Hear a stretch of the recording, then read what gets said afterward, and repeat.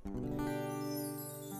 selamat datang dalam YouTube channel Gideon Simanjuntak Amanda Zevanya. Apa kabar semuanya saudara? Saya berdoa dan saya percaya setiap kita mengandalkan Tuhan, keadaan kita pasti baik-baik saja. Sekalipun situasinya sedang tidak baik, sekalipun kenyataannya sedang mengalami tantangan atau goncangan, tapi saya percaya Tuhan Yesus adalah pengharapan untuk masa depan yang penuh dengan keyakinan kepada rancangan dan kebaikannya. Mari tanpa berlama-lama kita mau tundukkan kepala, kita bersatu dalam doa. Bapa yang baik, Bapa yang kami kenal dalam nama Tuhan Yesus, terima kasih kami kembali diperjumpakan melalui renungan pada pagi hari ini, pada siang atau malam hari kapanpun jemaat menyaksikan. Hamba mau berdoa agar renungan ini boleh menjadi berkat, nama Tuhan Yesus yang dipermuliakan. Siapapun menyaksikan, mereka bukan sekedar menonton, tapi mereka mengalami tuntunan, mengalami bimbingan, mengalami berkat mukjizat dari surga. Allah Roh Kudus, Engkau disambut di tengah-tengah kami, berbicara atas setiap kami. Sama-sama kita yang siap diberkati, kita katakan amin. Bagi saudara yang suka masak, bagi saudara yang suka masak, baking atau apapun itu, ini kita akan membahas sebuah tema dengan judul resep mengalami terobosan. Wow, biasanya kan panaskan air beberapa liter dan taruh cabai dan sebagainya. Tapi kita mengalami resep mengalami terobosan, resep mengalami breakthrough dalam hidup ini. Apa sih resepnya? Sebelum kita masuk lebih dalam, yuk sama-sama kita lihat firman Allah Injil Yohanes 5 ayat yang pertama sampai dengan ayatnya yang ke-9. Yohanes 5 1 sampai dengan yang ke-9. Saya bacanya 5 pasal, nanti bisa baca seterusnya sampai di rumah saudara, atau sampai selesai menyaksikan ini, atau nanti kapanpun saudara bisa. Sesudah itu ada hari raya orang Yahudi dan Yesus pun berangkat ke Yerusalem.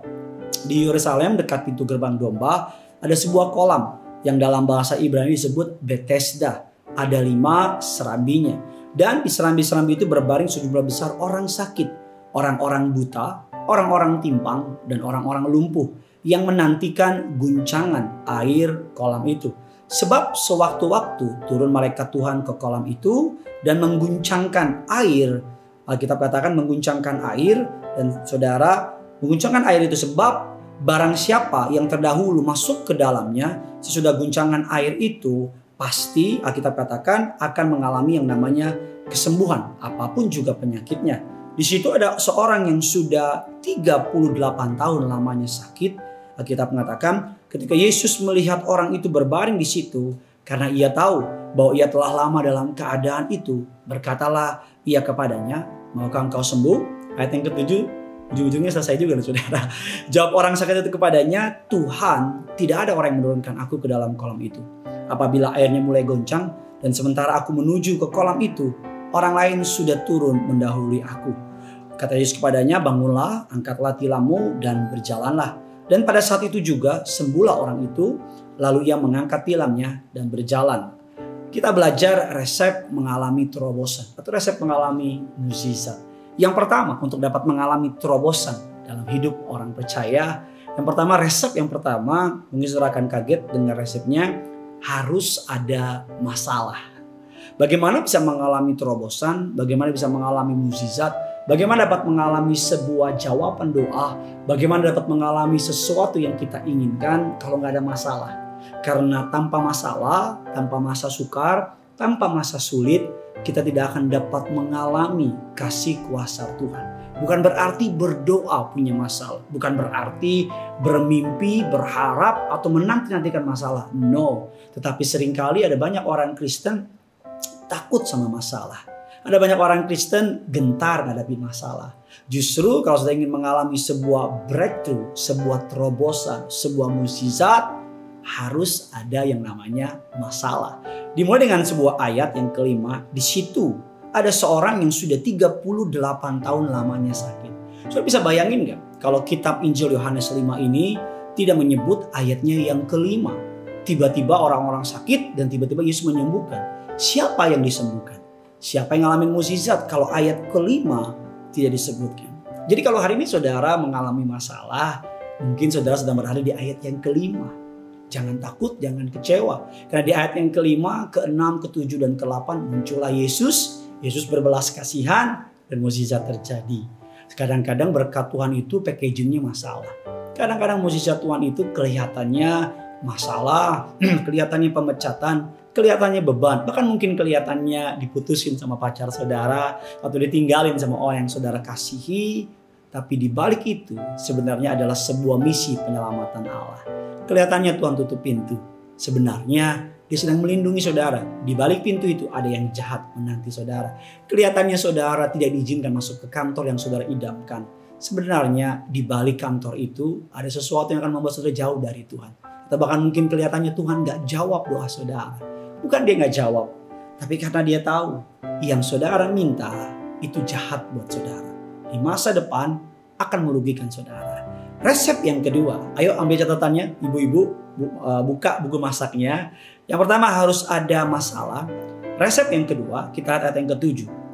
Jawab orang sakit itu kepadanya, Tuhan, tidak ada orang yang menurunkan aku ke dalam kolam itu. Apabila airnya mulai goncang dan sementara aku menuju ke kolam itu, orang lain sudah turun mendahului aku. Saudara perlu melihat di ayatnya yang ke-6, Yesus berkata kepada orang tersebut, maukah engkau sembuh? Harusnya kan jawabannya kan gini, mau makan enggak? Iya. Mau minum enggak? Iya. Masih udah mau tidur enggak? Iya. Kan jawabnya begitu kan. Yesus menjawab, maukah engkau sembuh? Jawaban orang itu kemana-mana. Tuhan, tidak ada orang yang menurunkan aku ke dalam kolam itu apabila airnya mulai goncang. Pada masa itu di kolam Bethesda ada sebuah kepercayaan. Orang-orang sakit berkumpul di kolam itu atas anugerah Tuhan. Saya pernah pergi ke sana dengan Tiberias Travel dan tempatnya kolamnya begitu besar, saudara, di Israel. Dan di tempat itu ada banyak orang-orang sakit, orang-orang timpang, orang-orang buta dan sebagainya. Ketika mereka berkumpul di tempat itu, Alkitab katakan suatu hari dalam 1 tahun malaikat Allah akan datang. Malaikat Allah akan datang ke kolam itu dan mengguncangkan kolam itu. Dan barang siapa yang pertama kali masuk ke dalam kolam itu, apapun penyakitnya pasti sembuh. Saudara perlu memahami bahwa struggle-nya atau tantangannya. Karena pengetahuan bahwa kalau malaikat datang mengguncangkan kolam itu akan menyembuhkan siapapun yang hadir, akan membuat mungkin ribuan atau minimal ratusan orang antri di situ. Dan kita semua tahu kan, kadang-kadang ketika orang menanti mukjizat, egoisnya muncul, jahatnya muncul, nggak pedulinya muncul. Tetapi yang dikatakan, yang poin yang kedua, resep dalam mengalami terobosan. Harus ada masalah. Yang kedua adalah jangan salahkan orang lain. Itu resep yang kedua. Untuk mengalami terobosan, jangan melihat hidup ini saudara sebagai korban. Tapi lihat hidup ini sebagai apapun yang orang lakukan kepada saudara, biar melalui hidup ini nama Tuhan yang dipermuliakan. Biar melalui hidup ini apapun boleh terjadi, sakit penyakit, masalah berat, tantangan, rintangan. Biar melalui hidup ini kita gak salahin orang tua kita gak salahin keluarga kita gak salahin teman-teman kita. Tapi kita percaya sekalipun keadaan buruk sedang terjadi, Tuhan dapat menyediakan mukjizat. Jadilah seperti orang-orang yang percaya kepada Tuhan. Maka engkau sembuh. Orang buta Bartimeus berkata, Rabuni, aku mau sembuh. Orang-orang yang tahu bahwa ketika Tuhan meminta kepada dia, Tuhan bertanya kepada dia gak mikirin orang lain. Dia cuma berbicara, aku mau sembuh. Yang ketiga, resep mengalami terobosan. Setelah yang pertama, harus ada masalah. Yang kedua, jangan salahkan orang lain. Yang ketiga, doing a little step. Ambil sebuah langkah iman. Setiap langkah kecil dalam hidup orang percaya adalah langkah iman. Maju aja, gerak aja, jalan aja. Lakukan yang bisa saudara lakukan. Perbuat yang bisa saudara perbuat. Apa yang dipercayakan kepadamu, even itu the smallest thing atau yang paling kecil, just do it. Di ayat yang ke-8 dikatakan, kata Yesus kepadanya, bangunlah, angkatlah tilammu dan berjalanlah. Alkitab menyatakan bahwa sudah 38 tahun lamanya ia sakit. Selama 38 tahun dia menanti orang lain mengangkat dia. Dia menanti orang lain menolong dia. Sebenarnya mukjizatnya bukan ada di orang lain, tetapi ada di dirinya sendiri. Seringkali sebelum Tuhan mengubah keadaan kita, Tuhan mau mengubah mindset berpikir kita.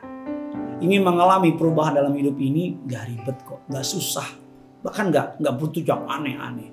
Untuk mengubah hidup saudara, dimulai dengan sebuah hal yang sederhana. Ubah cara mau memandang dunia ini. Ubah pola pikir saudara. Pikiran Kristus install dalam pikiran saudara. Perkataan Kristus install dalam perkataan saudara. perbuatan Yesus install dalam perbuatan saudara. Karena apa yang kita pikirkan akan menjadi apa yang kita ucapkan. Apa yang kita ucapkan akan menjadi apa yang kita lakukan. Apa yang kita lakukan akan menjadi apa yang menjadi karakter kita. Karakter kita akan menentukan masa depan kita. Ingin mengubah masa depan, ubah pola pikirmu. Karena seperti sebuah domino, efek domino yang ketika pikiranmu berubah. Kata pertobatan metanoia. Salah satu artinya adalah perubahan pola pikir. Saya kira arti pertobatan tinggalkan dosa dan sebagainya. Ternyata perubahan pola pikir. Karena ketika pikiran kita benar, maka perbuatan kita pasti benar dan hidup kita juga pasti benar. Para penjajah, mereka paling takut kalau bangsa yang dijajah mulai memiliki pola pikir yang benar. Penjajah selalu membuat orang yang dijajah berusaha memikirkan, berusaha membuat orang yang dijajah tidak lagi memiliki kepercayaan, tidak lagi memiliki keinginan kuat untuk hidup mandiri. Begitu juga dengan cara iblis menjajah kita. Dia jajah pikiran saudara. Mari hari ini, resep mengalami terobosan. Harus ada masalah. Kalau hari ini kau punya masalah, berarti kau orang yang tidak dicari Tuhan. Dia mau menerobos bersama dengan saudara. Jangan salahkan orang lain. Pak, saya dari keluarga broken home. Saudara bukan orang pertama di muka bumi ini yang mengalami keluarga broken home. Pak, saya orang yang putus sekolah. Saudara bukan orang pertama yang mengalami putus sekolah. Pak, saya dari keluarga orang miskin. Saudara bukan orang pertama yang dari orang miskin bisa menjadi orang yang berhasil. Jangan salahkan orang lain. Jangan salahkan keadaan. Apapun yang sedang saudara hadapi, be a man. Tapi Pak, saya wanita. Be a man bukan hanya berbicara menjadi laki-laki, tapi jadilah orang yang kuat. Walaupun hari ini keadaan menjegal langkahmu, walaupun hari ini masalah menutup hidupmu, maju terus. Dan yang terakhir, doing a little step. Mulai aja dulu, kalau kata sebuah iklan di sebuah reklame di jalan raya. Mulai aja dulu. Karena apapun yang kita mulai bersama dengan Tuhan, akan kita akhiri dalam kemenangan. Tulis kolom komentar di bawah, bagaimana firman Tuhan ini memberkati saudara. Bagikan sebanyak mungkin. Nah, semakin banyak orang mendengar firman Tuhan, semakin banyak orang yang mengenal Tuhan. Dan let the name of the Lord, biar nama Tuhan Yesus saja yang dipermuliakan. Jangan lupa like, jangan lupa komen, dan terpenting jangan lupa subscribe. Karena yang punya surga, crazy in love with you. Mari sama-sama datang kepada Tuhan. Siapkan hatimu, kita mau sembah Dia. Bapa yang penuh dengan kasih. Haleluya. Terpujilah nama-Mu Tuhan. Tak terbatas kuasa-Mu Tuhan. Semua dapat Kau lakukan.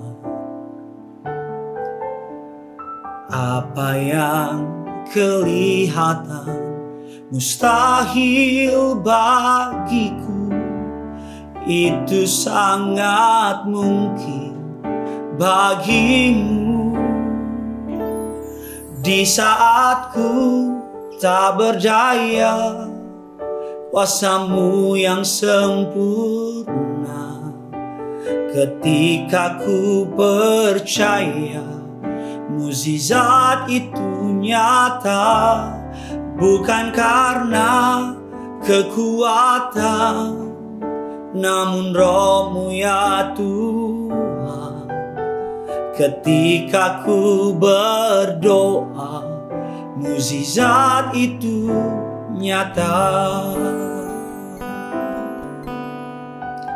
Mari sama-sama dengan iman percaya, tak terbatas kuasa. Tak terbatas kuasa-Mu Tuhan. Semua dapat Kau lakukan. Apa yang kelihatan mustahil, apa yang kelihatan mustahil bagiku, itu sangat mungkin bagimu.